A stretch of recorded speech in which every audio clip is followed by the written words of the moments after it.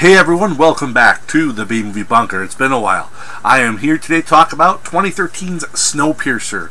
This is brought to us by Joon-ho Bong. This is the same guy who brought us the fantastic films The Host and Mother. One of my favorite current directors. I love pretty much everything he puts his hands on. This movie I actually had to go back and rewatch. I saw it the first time in the theater, and I enjoyed it, but I needed to go see it again, and it actually took me a little bit longer than I had hoped to go see it, but I think that worked in my favor because I was able to digest things more.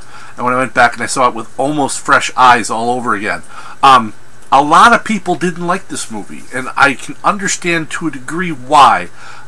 They, I think, missed the point of the film. They went expecting kind of like this actiony, post-apocalyptic type movie. And on the surface, it kind of is that. I mean, to give you a background of what the story is, it is mankind has fucked up the environment. Hey, not a new concept for a movie.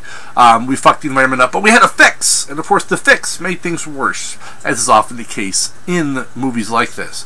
So the whole planet freezes. And now the only people left are on this train, powered by a perpetual motion engine, which just keeps running the train all around the world, constantly, non-stop. Because if you stop, you'll freeze, you'll die, the world ends.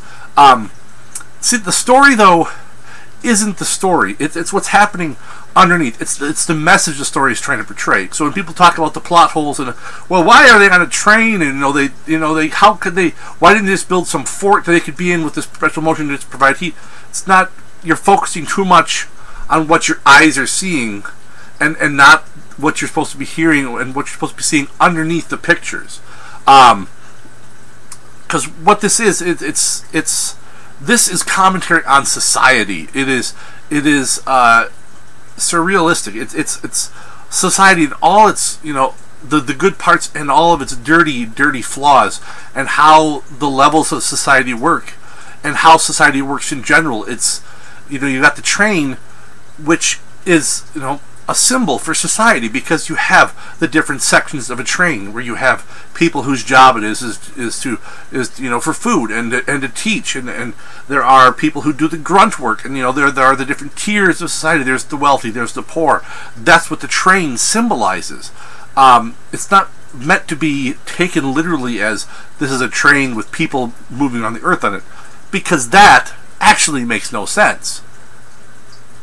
That's the point, is that a lot of society and the way that we work in society and what we do in society doesn't make sense, but we still do it because there's this flawed logic that we have of, well, this is the way you make a society work, this is the way that you do things, and we keep doing it. I think the movie is really well done in that respect. And I mean, people complain about some of the acting, like Tilda Swinton.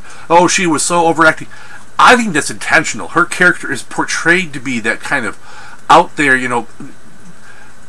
larger than life. Larger than life is right, but that kind of unbelievable, caricature. That's the word I'm looking for, of this, of the bad people. And I think people in this film, Tilda Swinton, Ed Harris, John Hurt, James Bell, Chris Evans, I think do a really good job in this movie, working with a script that is quite different than what a lot of people thought it was going to be. On a scale of 1 to 10, it's kind of Brazil mixed with a little bit of The Day After Tomorrow, and a dash of Metropolis thrown on top. Because you've got that kind of surrealism of Brazil and the commentary of Brazil, along with Metropolis. Because if you haven't seen Metropolis, silent film, oh my God, you have to go see that. It's all that thrown in with that whole post-apocalyptic, and there's that a little bit of cheesiness that even I couldn't quite get past, that gets that sprinkle of Day After Tomorrow, and the whole mankind fucked the environment, which is really, all of it is just a vessel to get people on this train to tell the story that isn't the story. It's the story that you aren't seeing, but the story that you are seeing. You understand that? So it's not what you're seeing, it's what you're seeing. Because you're not supposed to just see with your eyes, you have to see with your eyes, and with your brain, and with your heart, and that's how you comprehend things. Is this too remedial for you, or am I just being a dick trying to dumb things down that don't need to be dumbed down for everybody?